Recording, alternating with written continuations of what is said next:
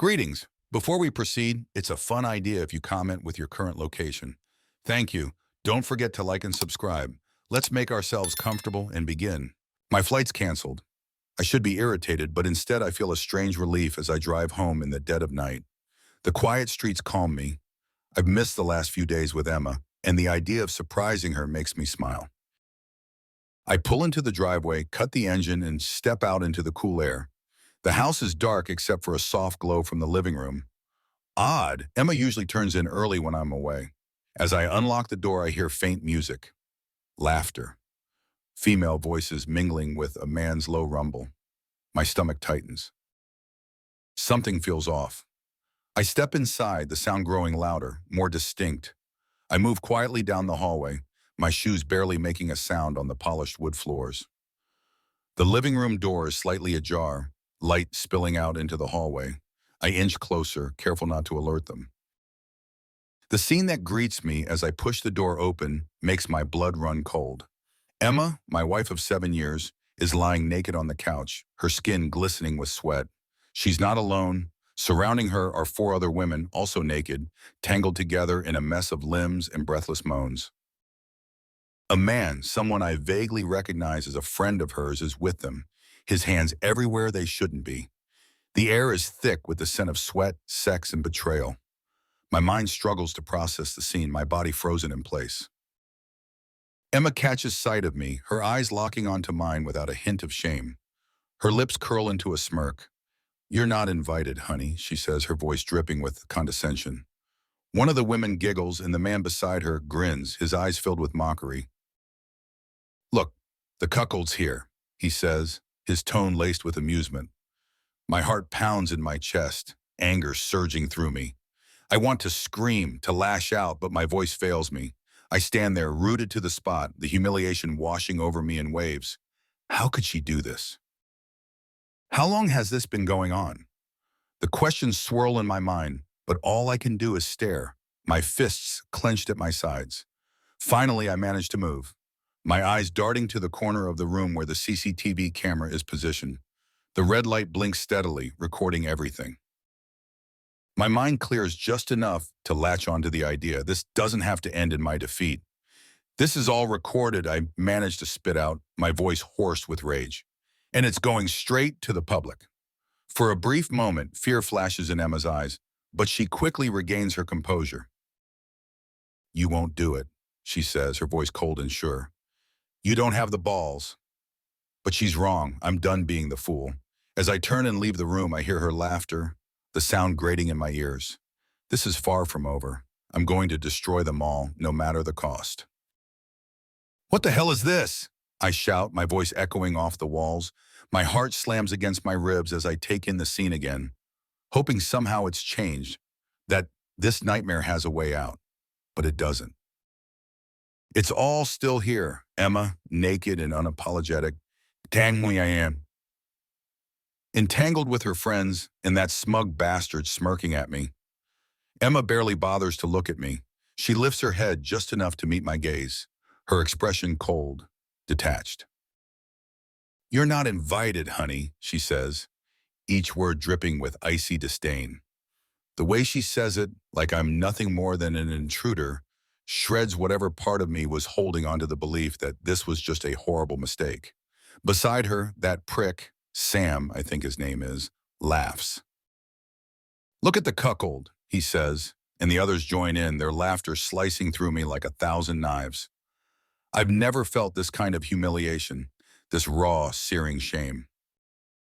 My fists clench so tight I can feel my nail biting into my palms, but the pain does nothing to stop the overwhelming rage coursing through me. I need to do something, anything, to take back control. My eyes dart to the corner where the CCTV camera blinks steadily, recording every second of this sick scene. "This is all recorded," I spit out, the words coming out harsher than I intended, laced with the venom I feel. "And it's going straight to the public." For the first time since I stepped in here, I see a flicker of something close to fear in Emma's eyes. It's brief, just a moment, but it's there. I savor it, let it feed my anger, but just as quickly, her mask slips back on. She smiles, but it's not the smile I once fell in love with. It's cruel, mocking. You won't do it, she says with such confidence, as if she knows me better than I know myself.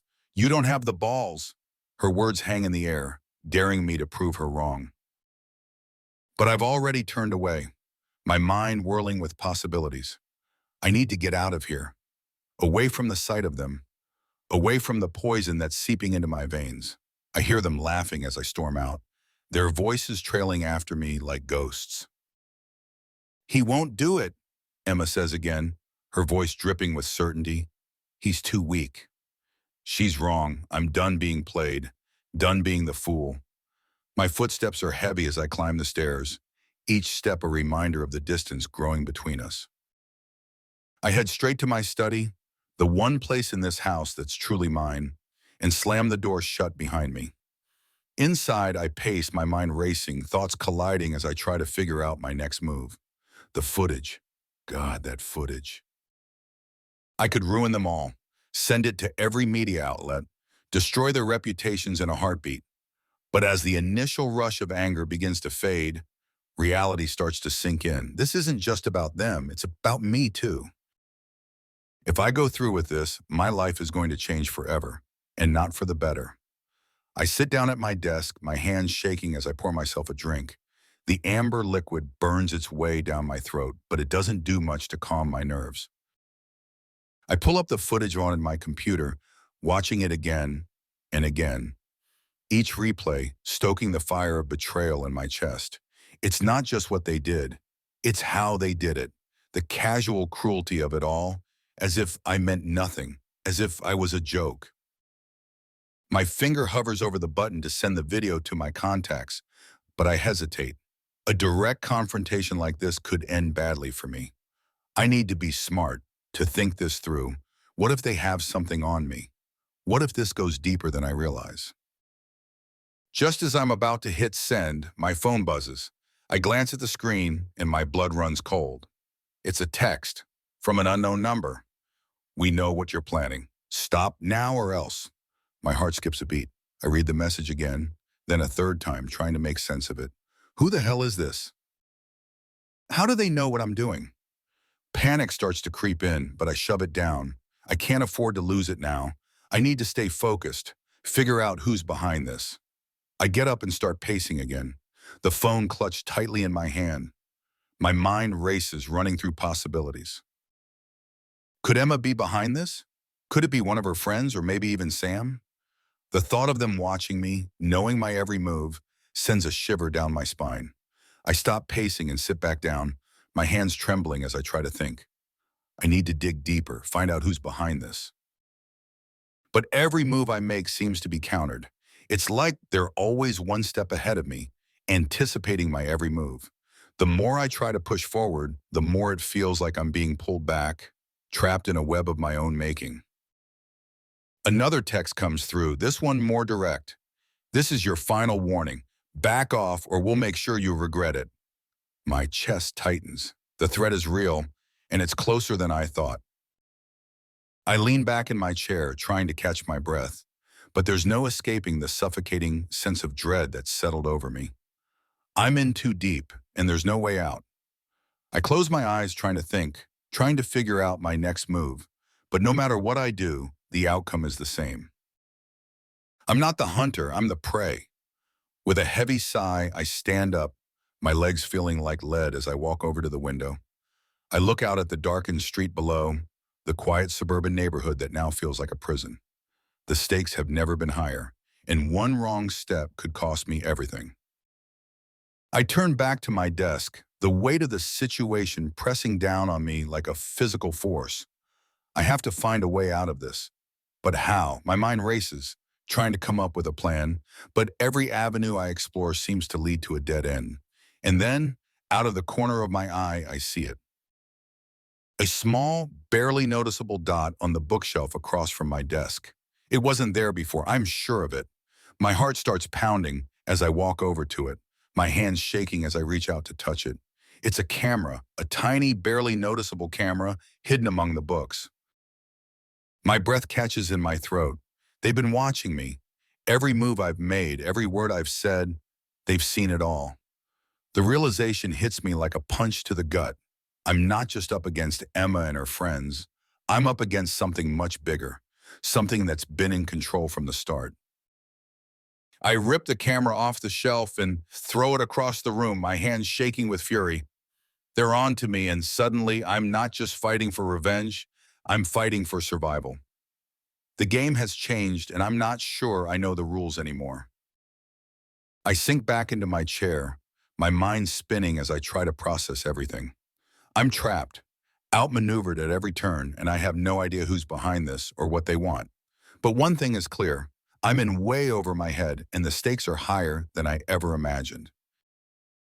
The fear is real now, creeping into every corner of my mind, but so is the anger. They think they've got me, but they're wrong. I'm not going down without a fight. I stand up, my resolve hardening. I'm going to find out who's behind this, and when I do, I'll make them pay. I don't care what it takes or how far I have to go. I'm going to win this, one way or another. But as I look around my study, the place that once felt like my sanctuary, I realize just how alone I am. And in that moment, the weight of everything hits me, and I know this is only the beginning. I sit in my study, the glow of the monitor lighting up the darkened room. The footage plays on a loop, each replay deepening the anger inside me. Emma, tangled up with her so-called friends, her mocking smile, Sam's laughter, it's all burned into my brain. I could ruin them with a single click. The thought keeps me rooted to my chair, my finger hovering over the send button. But something holds me back. A direct confrontation could backfire spectacularly, and deep down I know it. I take a deep breath, trying to clear my head. This has to be done right. If I'm going to burn their lives to the ground, I need to do it on my terms, not in a way that could blow up in my face. I've always prided myself on being strategic, on thinking 3 steps ahead. But right now, it feels like I'm playing a game I don't fully understand, with rules that keep changing. My phone buzzes on the desk, jolting me from my thoughts. I pick it up, half expecting another threat. Instead, it's a message from Emma. "You're making a mistake," it reads. "We can still fix this. Don't do anything rash." The nerve of her. After everything, she thinks she can manipulate me with a few sweet words. I toss the phone aside, disgusted. But then, as if on cue, the screen lights up again. This time, it's a text from an unknown number. My heart skips a beat as I open it. "We know what you're planning. Stop now or else." The words hit me like a punch to the gut. I read them again, trying to process. How the hell do they know? Who's behind this? I spring to my feet, my pulse racing. Someone's watching me. That much is clear. But who? Emma? One of her lovers? Or is it someone else entirely? The possibilities swirl in my mind, each one more terrifying than the last. I start pacing, trying to think. I've always been good at piecing things together, but this is different. I'm out of my depth, and I know it. I need answers. I need to know who's behind this, and I need to know now. But every move I make seems to be countered, as if they're always one step ahead. It's like I'm trapped in a game of chess, but every time I think I'm about to checkmate, they move the pieces. Another text comes through, and this one's worse. "Final warning, back off or you'll regret it." The words are simple, but the threat behind them is all too real. I feel the weight of it, the danger closing in around me like a noose. They're not just playing games. They're serious, and I'm walking a tightrope with no safety net. I stop pacing, my breath coming in shallow gasps. I've been too reckless, too blinded by rage. If I'm going to survive this, I need to be smart. I need to get out ahead of them. But how? How do I outmaneuver an enemy I can't see? That's when I notice it. A tiny, almost imperceptible dot of light on the bookshelf across the room. My heart pounds as I approach it, my mind racing. It's a camera, a tiny hidden camera, staring right at me. My breath catches in my throat as I reach out, my fingers trembling, and yank it free. It's been watching me this whole time. They've been watching me. The realization hits me like a sledgehammer. I'm not the one in control here. They are. They've been 2 steps ahead from the start, and I've been playing right into their hands. I throw the camera across the room, my frustration boiling over. I'm trapped. I'm being hunted, and the stakes are higher than I ever imagined. I need help, but who can I trust? Everyone in my life feels like a potential enemy now, except there is one person. An old friend, someone who knows how to navigate the shadows, someone who's helped me out of tight spots before. I grab my phone and dial his number, praying he'll answer. Mark, his voice is groggy like I've just woken him up. But there's a sharpness to it, a readiness that gives me a sliver of hope. Yeah, it's me. I need your help. It's bad, Mark. Really bad. There's a pause on the other end then. Tell me everything. I spill the whole story, every twisted detail. The betrayal, the threats, the camera. By the time I'm done, my hands are shaking so badly I can barely hold the phone. Shit, Mark breathes. You're in deep, but I can help. I've got some tricks up my sleeve. Relief floods through me, but it's tinged with fear. What do I do? First, you need to disappear. Lay low while I dig around. Whoever's behind this, they're good, but I'm better. Disappear? How the hell am I supposed to do that? Leave your phone behind. Wipe your computer. Get out of the house. I'll be in touch. The call ends and I'm left standing in the dark, Mark's words echoing in my head. Disappear. Wipe everything. Get out. I move on autopilot, grabbing what I need, destroying what I can't take with me. My heart hammers in my chest, the adrenaline pushing me forward. I feel like a fugitive in my own home. As I'm about to leave, I pause in the doorway, looking back at the life I'm leaving behind. The house is quiet, the shadows long and deep. It feels like a tomb. I swallow hard and step outside, the cool night air hitting me like a slap. I need to keep moving, stay ahead of whoever's hunting me. But as I walk away, I can't shake the feeling that this is just the beginning.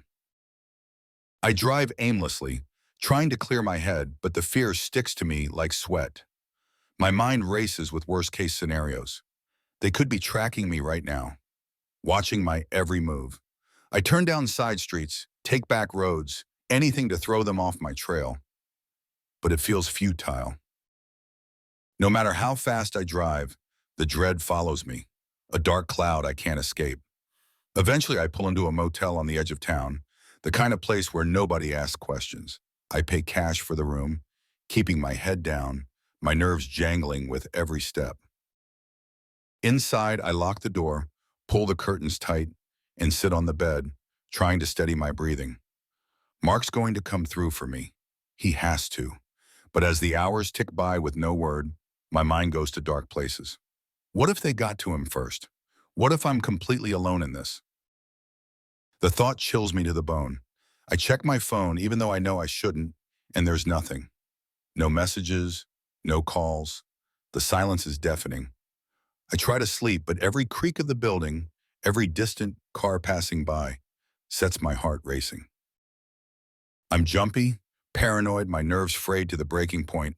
I get up, pace the small room, trying to burn off the anxiety. But it's no use. The fear has its claws in me deep. Just when I think I'm going to lose it, my phone buzzes. It's a message from Mark. Got something. Meet me at the place tomorrow. 10 a.m., don't be late. Relief washes over me, but it's tempered by unease. Whatever he's found, it's going to change everything. I try to push the thoughts aside, try to focus on the fact that I'm finally going to get some answers. But deep down, I know this is far from over. I force myself to lie down, close my eyes, and will myself to sleep. But my mind is racing, thoughts tumbling over each other in a chaotic mess. Who's behind this? How deep does it go? And most importantly, how the hell am I going to get out of it alive? When sleep finally comes, it's restless, filled with dark, twisted dreams of faceless figures and endless chases. I wake up in a cold sweat, the morning light filtering through the thin curtains. My heart still pounding, my hands clammy.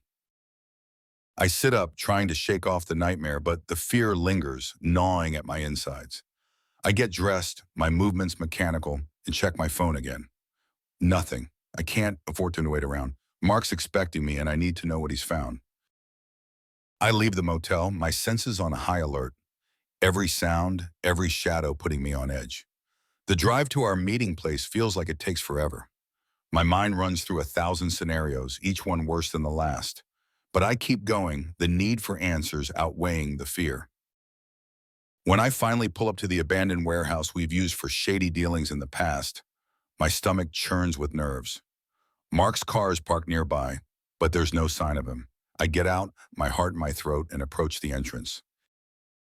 The door creaks open, the sound echoing through the empty space. I step inside, the dim light casting long shadows on the walls. My footsteps are loud in the silence, each one driving my anxiety higher. I call out, my voice, I arrive at the warehouse, my nerves frayed and senses on high alert. The place is deserted just as I expected. Mark's car is parked outside, but there's no sign of him. The tension is a knot in my stomach as I push open the heavy door and step inside. The air is thick with the scent of damp concrete, and my footsteps echo in the vast emptiness. I call out for Mark, my voice trembling slightly, but there's no answer. I move deeper into the shadows, my eyes scanning for any sign of life. A flicker of movement catches my attention, and I freeze. But it's just a rat scurrying across the floor, its eyes reflecting in the dim light. I force myself to breathe, trying to calm the panic clawing at my insides. Something's wrong, I can feel it in my bones. Suddenly I hear a noise behind me, a soft creak, like the sound of a door closing. I spin around, my heart pounding in my chest. The warehouse is empty, but the feeling of being watched is overwhelming. My instincts scream at me to run, to get the hell out of here, but I can't. Not until I find Mark. Mark, I call out again, louder this time. My voice echoes back at me, but there's still no response. I walk further into the darkness, my hands trembling as I pull out my phone and switch on the flashlight. The beam cuts through the gloom, revealing rows of rusted metal shelves and old machinery. But no Mark. A cold sweat breaks out on my forehead as I reach the back of the warehouse. And then I see it, a slumped figure in the corner, half hidden behind a stack of crates. My blood turns to ice. It's Mark. I rush over, dropping to my knees beside him. His skin is pale, his breathing shallow. There's a dark stain spreading across his shirt, and I realize with horror that he's been shot. Mark! I shake him gently, trying to keep my voice steady. Mark, wake up! It's me! What happened? His eyes flutter open, and he looks at me with a mix of fear and resignation. It's too late, he rasps, blood bubbling at the corners of his mouth. They knew. Knew what? I demand, panic rising in my throat. Who did this to you? Mark's eyes flicker with pain, and he struggles to speak. They're coming for you, he manages to say, each word a battle. You need to get out before... His voice trails off, and his body goes limp in my arms. I stare down at him, my mind refusing to process what's just happened. Mark, the one person I thought I could trust, is dead. And it's because of me. The realization hits me like a freight train. They're coming for me next. I scramble to my feet, the need to flee overpowering every other thought. I have to get out of here. Now. But as I turn to run, I hear a sound that freezes me in my tracks. The unmistakable click of a gun being cocked. I whirl around and there she is. Emma says something. By Emma, standing in the doorway, her eyes cold and unyielding, a gun pointed directly at my chest. You thought you could outsmart me? She hisses, her voice dripping with venom. You really thought you could win? My mind races, trying to process the situation, but all I can focus on is the gun in her hand. The distance between us is short, too short. I don't stand a chance if she pulls the trigger. I raise my hands slowly, trying to appear non-threatening. Emma, I say, my voice low and steady. You don't have to do this. We can... Shut up, she snaps, her eyes blazing with fury. Do you have any idea what you've done? You've ruined everything. Her words cut deep, but I force myself to stay calm. I need to keep her talking, buy myself some time. I was just trying to protect Majtida, I say, choosing my words carefully. You left me no choice, Emma. You betrayed me. She laughs, a harsh, bitter sound. Betrayed you? You're the one who turned this into a war. All you had to do was walk away. But no, you had to go digging, didn't you? You had to play the hero. The gun wavers slightly in her hand and I see my chance. I take a slow step forward, my hands still raised. It doesn't have to end like this, I say softly. We can find a way out of this together. Just put the gun down and we'll— Don't you dare come any closer, she screams, her voice cracking with emotion. The gun steadies and I realize with a sinking feeling that she's not going to back down. She's too far gone, too wrapped up in her own rage and betrayal. I'm out of options. My mind races trying to find a way out, but there's only one. It's risky, but it's all I've got. I lunge forward, throwing myself at her with everything I have. The gun goes off, the deafening crack echoing through the warehouse, but I'm already on her, grappling for control of the weapon. We struggle, her nails raking across my face, her strength surprising in her desperation. The gun goes off again, the bullet whizzing past my ear, but I don't stop, I can't stop. This is life or death. I slam her hand against the wall, the gun clattering to the floor. We both dive for it, but I'm faster. I grab the gun and point it at her, my chest heaving with exertion. Emma freezes, her eyes wide with shock and fear. The tables have turned, but I take no satisfaction in it. I've never wanted this. But now, with the gun in my hand, the power shifts, and I feel the weight of it, heavy and cold. Get up, I order, my voice cold and hard. She hesitates, but the look in my eyes must tell her I'm serious because she slowly rises to her feet, her hands raised. I motion for her to move, guiding her to a metal chair near the wall. Sit. She does as she's told, the defiance gone from her eyes, replaced by something else. Fear, maybe. Or is it something more dangerous, something that could come back to haunt me? I don't have time to figure it out. I grab a length of rope from one of the shelves and tie her to the chair, making sure the knots are tight. She doesn't resist, just watches me with those cold, calculating eyes. Once she's secure, I step back, the gun still in my hand. My heart is racing, my mind a whirlwind of thoughts. What do I do now? Call the police? Run? The choices paralyze me. I never thought it would come to this, never imagined it would end this way. I never wanted this, Emma, I say, my voice quieter now, almost pleading. Why did you push me to this? She doesn't answer, just stares at me with those same cold eyes, a small, bitter smile tugging at her lips. You don't get it, do you? She finally says, her voice low and mocking. This was always going to happen. You were never in control. You were just a pawn, just like Mark. Her words hit me like a punch to the gut. A pawn? My mind races, trying to understand, trying to piece together the puzzle. Mark, the hidden cameras, the threats, it all starts to come together, but the picture is darker than I ever imagined. What are you talking about? I demand, my grip tightening on the gun. Who's behind this? Who's pulling the strings? She laughs again, a hollow, empty sound. You think I'm the mastermind? You're dumber than I thought. There are bigger players in this game, and you've pissed them all off. My blood runs cold. I've been outplayed from the start, manipulated into this twisted game. And now I'm trapped in it with no way out. Emma's eyes gleam with something close to victory, and I know she's telling the truth. I've been a fool, and now it's too late.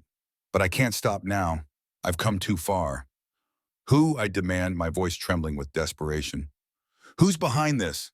She just smiles, her silence more terrifying than any answer. My mind races, searching for a way out, but the walls are closing in. I need to end this, but how? The fear is overwhelming, threatening to consume me, but I can't let it. I need to be strong to finish what I started. In a desperate move, I lean in close, the gun pressed against her forehead. Tell me, Emma. Tell me who's behind this, or so help me. Before I can finish, she spits in my face, the cold defiance in her eyes blazing like fire. I recoil, wiping the spit away, and in that moment she lunges at me, teeth bared like a wild animal. We crash to the floor, the gun skidding across the concrete. She's on me, her hands around my throat, squeezing with a strength born of pure hatred. I gasp for air, my vision blurring as I struggle to break free. But she's too strong, her grip tightening with every passing second. Emma's hands tighten around my throat, her eyes wild with fury. I gasp for air, my vision blurring as I struggle beneath her. My mind races, desperate for a way out. I can feel myself slipping, darkness creeping in at the edges of my consciousness. I have to do something, or I'm gonna die here, choked out by my own wife. With one last surge of strength, I slam my knee into her stomach. She lets out a pained gasp, her grip loosening just enough for me to twist free. I shove her off me, scrambling to my feet as I gulp in air, my chest heaving. Emma staggers back, clutching her side, her face contorted in rage. I spot the gun on the floor halfway between us. We both dive for it at the same time, but I'm faster. I grab the cold metal, spinning around to face her. My heart hammers in my chest as I point the gun at her, my hands shaking. I've never been more terrified in my life. Emma freezes, her eyes locked on the barrel of the gun. "You won't shoot me," she says, her voice dripping with contempt. "You don't have it in you." She's wrong. I've been pushed too far, dragged into a nightmare I never wanted. My finger hovers over the trigger, every muscle in my body tense. But something holds me back, some last shred of the man I used to be, the man who once loved her. "Why, Emma?" My voice is hoarse, barely more than a whisper. "Why did you do this? Why couldn't you just leave?" She doesn't answer, just stares at me with those cold, calculating eyes. The silence stretches on, thick with tension. I can see the wheels turning in her mind, calculating her next move. But I'm done playing her game. "Tell me who's behind this," I demand, my voice stronger now, the gun steady in my grip. "Who's pulling the strings?" "You said there were bigger players. Who are they?" For a moment, I think she's going to tell me. Her lips part, her eyes flicker with something I can't quite read. But then she laughs, a cold, bitter sound that chills me to the bone. "You'll never know," she says, her voice low and taunting. "You're just a pawn, always were. You're nothing." The words hit me like a slap, and before I can stop myself, I squeeze the trigger. The gunshot echoes through the warehouse, deafening in the silence. Emma jerks back, her eyes wide with shock, blood blooming on her chest. She stumbles, her hand reaching out as if to grab onto something, but there's nothing there. She collapses to the floor, the life draining from her eyes as she stares up at me, that mocking smile still frozen on her lips. I stand there numb, the gun still clutched in my hand. My mind is reeling, struggling to process what I've just done. Emma is dead. I killed her. The realization washes over me, and I feel a wave of nausea rise in my throat. I drop the gun, the sound of it clattering to the floor, snapping me back to reality. I can't stay here. I have to get out before someone finds me, before they come for me. I stumble out of the warehouse, my heart racing, my thoughts a chaotic mess. I need to think, to plan my next move, but all I can focus on is the fact that I just killed my wife. I get in the car and drive, the streets a blur as I try to put as much distance between me and the warehouse as possible. I can't go home. I can't go anywhere they'll find me. I need to disappear, to find somewhere safe where I can figure out what to do next. But as I drive, the reality of what I've done starts to sink in. Emma's dead, and I'm responsible. There's no coming back from this, no way to undo what's been done. I feel like I'm drowning, the weight of everything crashing down on me all at once. I want to scream, to punch something, to do anything to release the pressure building inside me, but I can't. I have to keep moving, to stay ahead of whatever's coming next. Eventually, I pull into a motel on the outskirts of town. It's the kind of place where nobody asks questions, where I can lay low for a while. I pay for the room in cash, keeping my head down, and lock myself inside. The silence is oppressive, the four walls closing in on me as I sink onto the bed, my hands still trembling. I need to think, to figure out my next move. I grab my laptop from my bag and start searching for a way to release the footage, to expose everything. I've come this far. There's no turning back now. If I'm going down, I'm taking them all with me. It doesn't take long to find a way to leak the footage anonymously. I'm not tech savvy, but I know enough to cover my tracks to make sure it can't be traced back to me. I upload the video, watching as it spreads like wildfire across the internet. Social media explodes with reactions, the scandal making headlines within hours. I lean back, a grim satisfaction settling in my chest. Emma and her friends are going to pay for what they did. They're going to lose everything, just like I did. But as I sit there watching the chaos unfold, I can't shake the nagging feeling that I've made a terrible mistake. The footage is out there now, beyond my control. I've unleashed a storm, and there's no way to stop it. My phone buzzes with notifications, but I ignore them, not wanting to see the fallout. I know it's only a matter of time before the authorities come knocking, before my life is torn apart even further. But right now, all I can do is wait. Hours pass and the weight of what I've done begins to crush me. I thought revenge would feel sweet, but all I feel is emptiness. The thrill of watching their lives crumble doesn't bring the satisfaction I expected. Instead, it leaves a hollow ache in my chest, a deep sense of loss that I can't escape. And then, just as I'm about to turn off the laptop and try to get some rest, there's a knock at the door. My heart leaps into my throat, panic gripping me. I grab the gun, my hands shaking as I approach the door, every muscle in my body tense. This is it. They've found me. But when I open the door, it's not who I expected. Two men in suits stand there, their expressions unreadable. One of them flashes a badge, his voice calm and authoritative. "Mr. Bennett, we need to talk." I'm too stunned to respond, my mind racing as they step inside, closing the door behind them. They don't waste any time, getting straight to the point. "We're with the FBI," the man says. "We've been investigating the organization your wife was involved with for some time now. We need your help." My head spins, trying to process what he's saying. What organization? What are you talking about?" The agent's gaze is steady, his voice firm. "Your wife was part of a larger criminal network. We've been tracking them for years, but we've never been able to get close enough to bring them down. Until now." A cold chill runs down my spine as the pieces start to fall into place. Emma wasn't just betraying me, she was involved in something far more dangerous. "And now I'm caught in the middle of an infidelity. We need you to testify," the agent continues. "We have enough evidence to bring them to trial, but your testimony could be the key to taking them down for good." My stomach twists with fear and confusion. This is bigger than I ever imagined, and the stakes are higher than I could have known. But as I sit there, the weight of everything pressing down on me, I realize I have no choice. If I want any chance at survival, I have to see this through to the end. "I'll do it," I say, my voice shaking but resolute. "I'll testify." The agent nods, his expression grim. "Good, we'll protect you, Mr. Bennett. But you need to understand, once this starts, there's no going back." I nod, the gravity of the situation settling in. There's no going back. I've destroyed everything, and now I have to face the consequences. But as the agents leave, promising to be in touch, I'm left alone in the silence, the reality of what's ahead sinking in.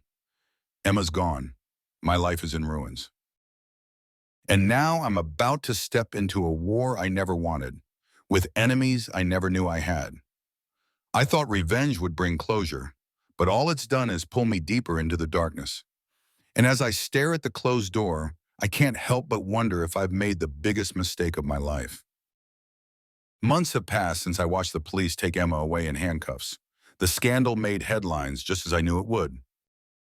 The footage I leaked spread like wildfire, and soon every news outlet was dissecting the sordid details of the orgy, the betrayal, and the twisted web of lies Emma had woven. She and her friends were dragged through the mud, their lives crumbling before my eyes. But as I stood there, watching it all unfold, I couldn't shake the feeling that something was terribly wrong. It wasn't long before the messages started. At first, they were subtle, anonymous emails, cryptic texts, little things that could be brushed off as pranks. But as the days went on, they grew more menacing. "You'll pay for what you've done," one of them read. "You destroyed everything. Now it's your turn." I tried to ignore them, to convince myself that they were just empty threats from some disgruntled former friends of Emma's. But deep down, I knew better. There was someone else involved, someone I hadn't accounted for, and they weren't going to let this go. The paranoia set in slowly, creeping into my thoughts like a dark cloud. I found myself constantly looking over my shoulder, jumping at every unexpected sound. I stopped answering my phone, stopped leaving the house, except when absolutely necessary. The world outside had become a dangerous place, full of shadows and unseen threats. I don't sleep much anymore. When I do, my dreams are filled with dark figures chasing me down endless corridors, their faces obscured by shadows. I wake up drenched in sweat, my heart pounding in my chest, the fear clinging to me long after the dream has faded. One night, I wake to the sound of glass shattering. I bolt upright in bed, my heart racing as I strain to hear anything else. The house is silent, but I can't shake the feeling that I'm not alone. I grab the baseball bat I keep by the bed and creep downstairs. Every nerve in my body on high alert. In the kitchen, I find a window smashed, the glass scattered across the floor. The cold night air seeps into the room, carrying with it the scent of something burning. I step closer to the window, my breath catching in my throat as I see the words scrawled across the wall in black spray paint. "You're next." My hands shake as I stare at the message, the bat slipping from my grasp and clattering to the floor. They found me. Whoever it is, they found me, and they're not going to stop until they finish what they started. I stumble back, my mind racing. I have to get out of here. I have to find them before they find me. But where do I even start? Who the hell are they? The questions swirl in my head, but there are no answers. Only the cold, hard truth that I'm being hunted. The next few days are a blur. I don't go to work, don't eat, don't sleep. I spend hours staring at the wall, trying to piece together the puzzle, but every time I think I'm getting close, the pieces slip away, leaving me with nothing but more questions. I start seeing things, shadows moving just out of sight, faces in the windows, figures standing at the end of the street. But when I look again, they're gone, leaving me wondering if I'm losing my mind. The messages keep coming, each one more threatening than the last. "You can't hide," one says. "We know where you are," says another. The fear is a constant presence now, a weight on my chest that I can't shake. I know I have to do something, but I don't know what. Every move I make feels like it's being watched. Every decision feels like a mistake. Then one night I get a message that changes everything. "Meet me where it all began," it says.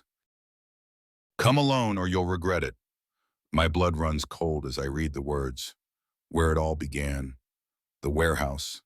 The place where I killed Emma. The place where everything started to fall apart. I know it's a trap. I know that going there is probably the worst decision I could make. But what choice do I have? I'm done hiding, done waiting for them to come to me. If this is going to end, I'm going to be the one to end it. I arrive at the warehouse just after midnight, the air thick with tension. The place is dark, the only light coming from the moon filtering through the broken windows. My heart pounds in my chest as I step inside, the sound of my footsteps echoing through the empty space. The warehouse is exactly as I left it. The bloodstains on the floor, a grim reminder of what I've done. But there's something else too, an overwhelming sense of dread that I can't shake. I'm not alone, I know it. Feel it in my bones. Someone is here watching me, waiting. "Show yourself," I shout, my voice trembling with a mixture of fear and anger. "I know you're here." There's no response, just the sound of my own ragged breathing. I take another step forward, my eyes scanning the darkness for any sign of movement. Then, out of the shadows, a figure steps into the light. My breath catches in my throat as I see who it is. Not a stranger. Not some faceless enemy. It's Mark, the friend who'd helped me before he disappeared. "Mark," I whisper, my voice barely audible. "You're alive?" He smiles, but it's not the friendly smile I remember. It's cold, calculating, and it sends a chill down my spine. "I told you they were bigger than you realized," he says, his voice low and menacing. "But you didn't listen." I stare at him, my mind struggling to process what's happening.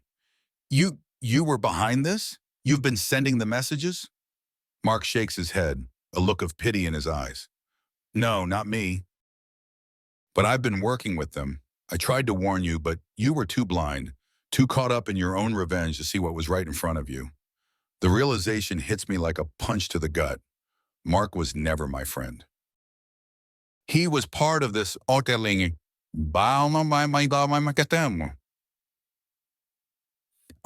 part of the twisted game Emma and her friends were playing. And now he's here to finish what they started. What do you want from me? I ask, my voice shaking. He steps closer, his eyes gleaming with a mix of anger and satisfaction. You ruined everything, and now you're going to pay. You're going to take the fall for all of it. The murders, the scandal, everything. And when it's over, no one will remember your name. Panic grips me, my mind racing as I try to think of a way out.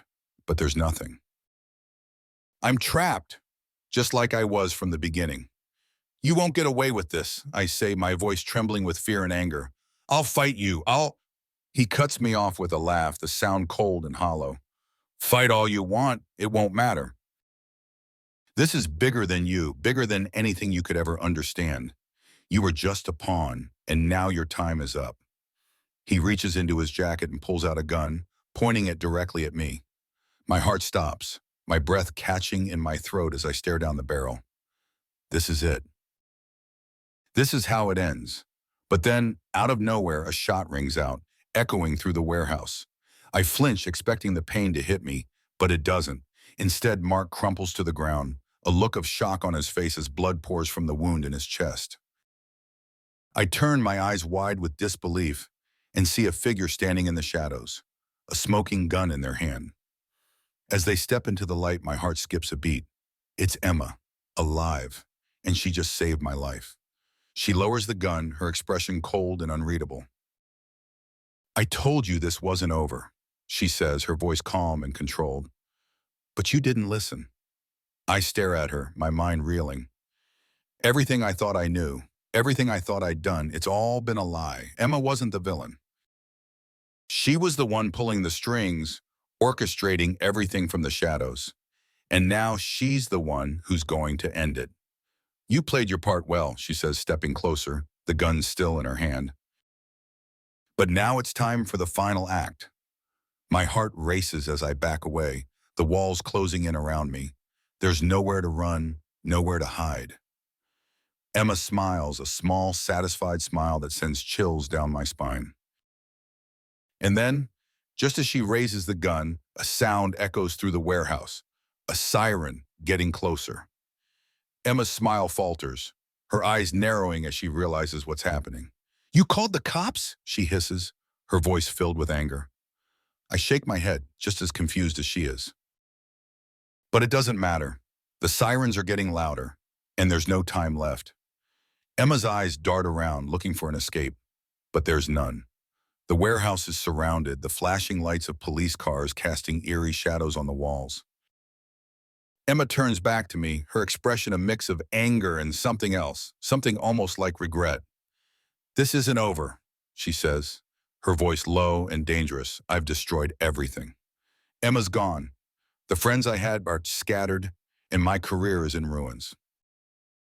The headlines were relentless, the public hungry for every sordid detail. They feasted on the scandal I unleashed, and in the process, I lost whatever pieces of my old life I had left.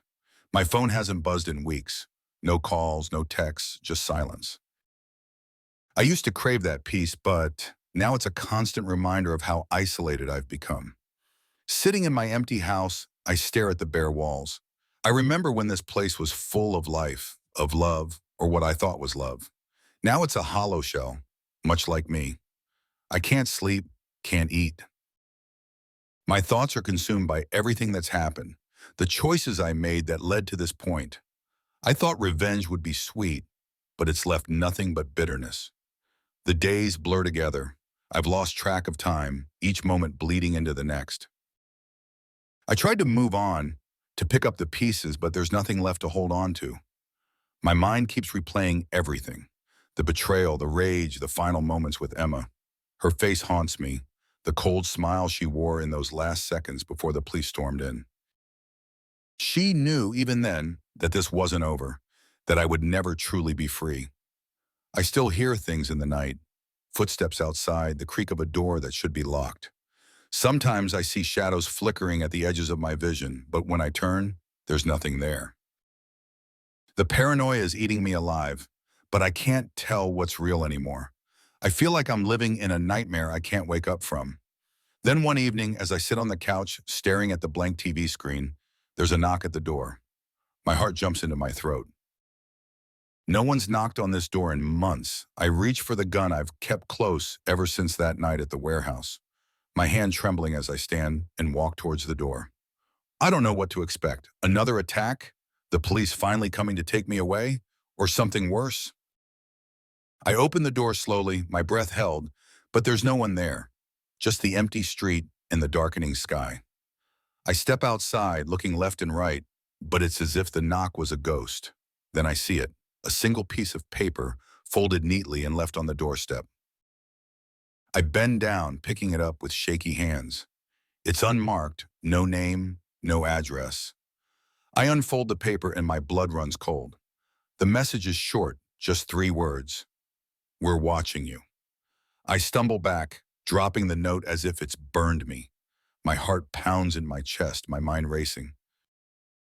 They're still out there. Whoever they are, they're not done with me.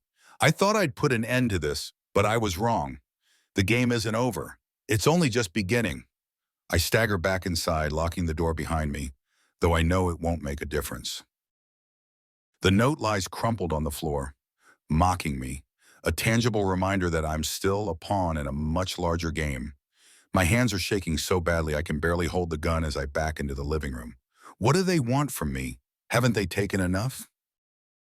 My sanity, my life, my future, it's all gone, shredded by this endless cycle of fear and revenge. I thought I could fight back, but I see now how naive I was. They're always one step ahead, always watching, waiting for the moment I finally break. I stare at the note, my mind whirling with possibilities. Who's behind this? What do they want? But the questions go unanswered, the silence of the house pressing down on me like a suffocating weight. I drop onto the couch, the gun slipping from my grasp and hitting the floor with a dull thud. I can't keep doing this. I can't live in fear, waiting for the next attack, the next threat. I've already lost everything, and I'm not sure how much more I can take. But what choice do I have? I've fought this long, survived this much. Do I just give up now, let them win? The thought gnaws at me, pulling me deeper into the darkness. I don't want to keep fighting, but I don't know how to stop. I've been driven by revenge for so long that I don't know what else there is. Who am I without this? What's left of me? The fire crackles in the hearth, and I find myself staring at the flames, their hypnotic dance, a brief respite from the chaos in my mind. I reach for the note, crumpling it in my hand. It's just paper, just words. But the weight of what it represents is crushing. With a deep breath, I toss the note into the fire, watching as the flames consume it, turning it to ash. I should feel relief, but there's only emptiness. A hollow void where my resolve used to be. The fire spits and hisses, the note disappearing into nothing. But the feeling that this isn't over clings to me like a shadow. I get up, pacing the room, my thoughts a tangled mess. What do I do now? Keep running? Keep hiding? Or do I face them head on, try to end this once and for all? But how do you fight an enemy you can't see, can't understand? The uncertainty is maddening, but I can't let it paralyze me. I stop, my gaze drifting to the window. The world outside is dark, the streetlights casting long shadows. I can't keep living like this. Something has to change. I have to make a decision. Do I continue down this path of destruction, or do I finally walk away? But as I stand there staring out into the night, the answer seems to elude me. The note is gone, but the fear remains, lurking in the corners of my mind, waiting for the next knock, the next reminder that they're still out there, still watching. I close my eyes, trying to block out the overwhelming sense of dread. I've had enough. But as the flames consume the last remnants of the note, I know this isn't the end. It's only the beginning of a new nightmare, one that I'm not sure I'll survive.